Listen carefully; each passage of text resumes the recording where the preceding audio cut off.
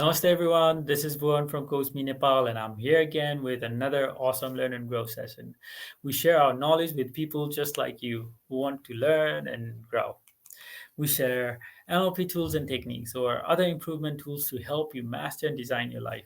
Design your life in a way that empowers your future. If these sound awesome to you, please hit that subscribe button down there right now. We'll then be able to share similar amazing videos with you on a regular basis.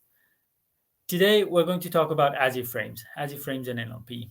We'll discuss some techniques I learned as a NLP master practitioner, and also some techniques I learned from Damon Carr. He has an amazing YouTube channel called Life Mastery Zim that teaches you awesome NLP tools and techniques. So this session is also inspired by him to a certain extent. So let's get started. Words. Words can be very powerful. Simply changing your words sometimes can have an impact on your perception of certain things. Changing your words can make some things more achievable or reachable. We're hoping that this video will help you get what you want by effectively changing your words through some NLP techniques. Now, let's get to the point effectively and quickly so that you know what I'm talking about. Changing a few words, you may think, what is that all about? By a few words, I mean the words as and if. And can these two simple words change so much? We'll show you. In NLP, using as if is called using as if frames. And how do they work, you may ask? Well, the way it works is you have to think about something you feel limited by, or something you cannot do, or something you think, I really want to do this, but I cannot. Now, once you've done this, you can then start thinking about using as if frames. As if frame can help you easily get to the other side of your limitations or get your mind to the other side of your problem. Usually, we simply find ourselves stuck or too focused on our limitations, or we're too focused on the problem, or focused on what we cannot do or what we do not want, when we should be focused on what we want or what we can do. And yes, in some cases or in many cases, we absolutely do not know what we want. And we'll get to that in another session. However, most of the times we're too focused on the pain or we're too focused on the problem. We simply focus too much on what we do not want. And sometimes we've been focusing for so long on what we do not want. We don't know what it's like to think of what we want. For example, when my clients they tell me that they can't, I automatically ask them, "What if you could?" This is an example of using as if frames effectively. I'm assuming, I'm acting as if he could. Of course, my clients could reply with, "I don't know." Then I'll ask him, "What if you did know?" You see, this is another example of using as a frame. And as a coach, a lot of people come to me with their issues and their problems, their limitations, with things they do not want, what they want to get away from. Then I ask them, "So what do you want instead?" Then they, instead of telling me what they want, usually they simply go deeper trying to explain the problem to me, and I have to repeatedly tell them, like, I know what you don't want. You don't have to describe the problem to me, but what is it that you actually want? And sometimes hesitantly and surprisingly they simply say, "I don't know." And since I know how this works, I tend to know what to ask next. So I would ask something like, "If you did know, what would it be?" Of course, I have to be patient as it may take some time for them to come up with something. In fact, they may not be able to come up with an answer right then. It will, however, get them to think away from their limitations. It'll get them to think away from their problems. It will logically and intuitively get them to start focusing on what they actually want. One of my client may be sure that she wants to quit her job because he hates it. but she may never have thought about what kind of job she wants instead of this one. You know? So it's not good to be focused only on the problem. You have to get out of the grip of your problem. If you stay at your problem level, it will be really hard for you to see what you need to do to move to move you towards what you want, to move you towards your desired outcome, or to move you towards your goal. You also need to keep a context in mind. You also need a context for your problem. If all that you can access is your problem, that is what you'll focus on. But if you give your problem the context of what you want, your perspective will definitely change. Your problem will seem easily conquerable if you could think in terms of, this is where I am and I don't like this. And that is where I want to be happy. So when you're focusing on your problem, it will really help you resolve it more effectively if you know what you really want instead of just focusing on your problem or your limitations or your current situation. So this helps you put your problem into perspective. This will make your problems, or I could say this will make your client's problem seem less terrifying, more surmountable, more manageable. Your clients won't feel stuck anymore because they now have a direction. They now know where they want to go. Also, you may have heard many times people tell you that they really want to do something, but they don't have the courage to do it. If someone came to me with an issue like this, I would simply ask, what if you did have the courage? How would you go about it? Again, I don't have to remind you, but this is another application of as you frame. This gets them to the success oriented thinking instead of thinking in terms of being stuck in their problem. It also helps them to examine their internal resources, what skills or strengths or positive attributes they already have to help them towards their goal, towards their desired outcome. The reason we don't believe in our abilities, or we don't believe in our resources, or we don't believe that we have access to our internal resources is because we don't know what we want. Now, once we know our destination, once we know what we want, our confusion will start to disappear. Our confusions will start to fade away. Often, we simply believe that we cannot feel fulfilled or we cannot access our internal resources until we get to our goal, until we get to what we want. And this is not the right way to think. A lot of us think this way, but that doesn't make it right. It's not right. It should be the other way around. Through visualization and imagination, get to your goal first. When you imagine yourself getting to your goal or your problem being solved, you give yourself access to whatever internal resources you require to get to that goal or to solve that particular problem. When you finally give yourself access to whatever internal resources you need through visualization, then you look back at the problem, right? So with all those resources already, your issue or your problem or your limitations or your goal would automatically look a lot simpler, or at least a lot easier. Now, this is how you apply as if frames. As if frame can be a powerful tool for persuasion and influence too. As a coach, I'm influencing my clients to overcome their limitations. I'm influencing them to be better, to get better. Some people use these tools to increase their sales, or use them in their sales to influence their potential clients. However, you have to be very careful and you have to be very ethical when you're using this in sales. Make sure that you're doing it ethically. You're not manipulating the other person into buying something that they don't want or need. If your potential customer tells you they don't have enough money to buy your product, You have to be careful when you ask them, what if you did have enough money? Now, whether you want to do this or not is entirely up to you, but you have to check if it's ethical. And if you do this, you have to do this with a lot of care and you have to do it gently. A lot of people have used this technique very successfully in sales. However, if you're going to use this in persuasion and influence, you have to be soft. You have to be gentle about it. You have to soften your questions, soften your approach effectively.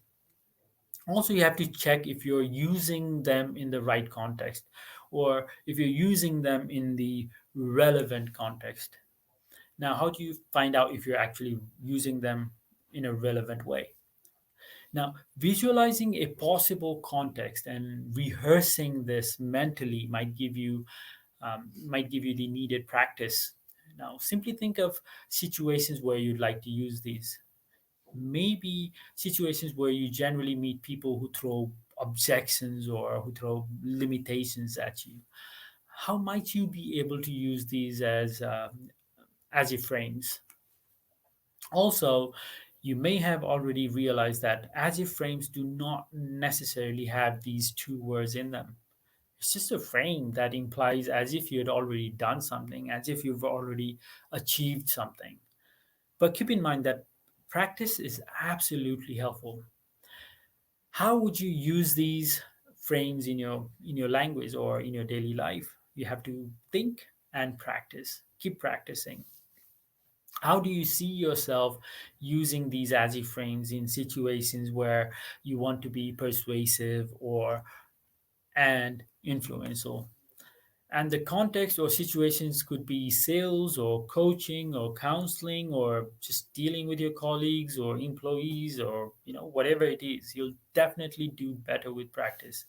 You'll do better with practice and rehearsals. Without effectively practicing it, it might come out awkwardly when you use it, at least in the beginning. The other person may feel like your as if frame just did not fit. It felt awkward somehow. And when it feels awkward to the other person, it automatically could break your rapport. And so practice and visualize using these frames before actually using them. Now, now you know that as if frames take the other person to the positive side of their problems or to the positive sides of their limitations. And now you also know that this is absolutely important because it helps the other person deal with the resistance that the limitations create.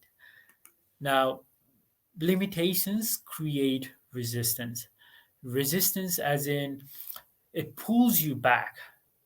You hear people say things like, I did try, but I simply can't. Sometimes you have to keep this in mind as well. Sometimes resistance is created by something deeper. So, as if frame, they may not work. As if frame works if resistance is caused by them not being able to see their resources, by your clients not being able to see their internal resources. Right? It works when when they feel resistance is created because they simply cannot see their options or they can't see their opportunities. But sometimes it is caused by something deeper, an inner conflict or confusion created by the inner conflict. Here, as if frames may not work, might not work. You may have to use parts integration, which we can discuss in other session. Sometimes it can be even deeper than that. Sometimes it can be really deep rooted, and a completely different set of tools may be needed. But trying these as if frames will do no harm. And if you're talking about coaching, in coaching, it is good to use it when you're actually making some progress and the session they've been productive, or when your client is going towards their outcome as desired, or they're going towards their outcome as expected. But then your client suddenly hits a block or some kind of resistance. When you start getting a lot of I don't knows from them. Now, instead of trying something a little more complex like parts integration or re-imprinting, use the as if frames first. See, you're doing well already with your clients. The as if frames will just help you put your client's resistance on hold. while you get to that change that you want, while you get to that change that you desire, or the outcome that your client desires. And when finally your clients can access their inner resources, then they can check back with themselves and examine if they're actually in alignment or if they're actually in congruence with the outcome. Basically, when you're doing really well with your client and they're exactly, they're getting exactly what they want from your session, but then suddenly they find a roadblock. Your client feels like there's no way they want to do that, or they feel like there's something inside of them that is holding them back from following your instructions. So these tools will come in handy then. I also ask them, an important question, which is, what is that part of you that is resisting? Then I ask them to get in touch with that resistance or limitations. Check what the positive intent of that limitation or resistance is. Keep in mind that we never want to push away any resistance. Check what the positive intention behind the resistance or limitation is. Pushing against the resistance, sorry, pushing against the resistance never helps because it can create further friction, and that is never good. In NLP, we believe that there's positive intent behind every behavior. So we try and find out what is it that your limitation or your resistance is trying to do for you in a positive way. And once you figure that out, you can then tell the resistance that we're just looking around, maybe exploring or experimenting. So we just ask for the suspension of resistance until the end of the session, that allows us to move ahead. Let the resistance be suspended to help us, to allow us to move ahead. So, so this is another as if you paid attention. I'm basically asking what it would be like as if we could just move forward without any resistance. We're also reassuring, or we're also assuring that part of your client or that resisting part of your client that if we make any changes, if any changes that we make are not in alignment or you don't feel congruent with it, we will change it back to the way it was. So nothing is permanent, so it can relax. The resistance, the suspension of the resistance becomes easier. So often I simply have my clients suspend their resistance until we complete the coaching session. This will help me get my client to the positive side of their problem, to the resourceful side of their limitations, or to the other side. Now, once we achieve the outcome after accessing their internal resources, then we'll check for alignment or congruence, which we should. But you may ask, like, how do we do that? And this is very simple. You ask them simple questions like, how's it feeling for them? The new changes, do they feel okay with them? Are they happy with them? And sometimes these resisting parts are simply fearful of the unknown. These parts resist because they don't know what having what you want is, at least not yet. And so they're afraid of the unknown situation. So, in other words, we suspend the resistance, sorry, we suspend the resistance, act as if we can move forward. And in absence of that resistance, we get to the outcome. We then see that it actually works. The part of you that was resisting is also happy. The integration then happens on its own. You don't have to think about it. You don't have to worry about it. Now, the reason I use these as if frames frequently is basically because it simply works faster and there's no need to use parts integration every single time. Instead of having to use complex NLP tools, most of the time you can perfectly use as if frames. Use the as if frames effectively to get your client to the other side of their problems or the other side of the limitations that they're facing. Once you do this, you're done. You're successful. Your job is done. then your client is happy, you are happy, your client's part that was resisting, it's also happy. So everybody is in alignment, everybody is in congruence. So there are many other ways we can use words and language to transform people and their behaviors, and this is just one of them. Now, if you want to learn more and use these NLP tools and integrate them into your lives or your profession, we have plenty of programs that we offer regularly. So you can write to us at info@coachmenepal.com or coachmenepal@gmail.com to inquire about dates and programs. So this is it, friends. We're at the end of the session. I hope you enjoyed it. You learned something from it. And if you have suggestions or feedbacks, drop us a line at coachmenepal@gmail.com or info@coachmenepal.com. And yeah, don't hesitate to give us feedback. We'll be coming with a lot of more free sessions and some sessions that are not that free because these some of these sessions are awesome and they need a lot of work from us. And do like and subscribe to our channel because we love you and we really do. And as you know, our goal is to reach and take these learnings to children in remote areas of Nepal or teachers of these children who have no access to these kind of learnings. Of course, at no extra cost at all. And we're targeting to reach 2 million children in the coming next few years. So your support will go a long way. We also have a lot of awesome programs coming in the next few months. And if you want to know the details of these programs, you can DM us or email us or just keep following us on Facebook and on YouTube, and we'll announce them on all of these platforms. So until then, stay safe, love yourself, love the people around you, be kind to them because kindness is the answer to everything, every single thing, and stay positive in not that way.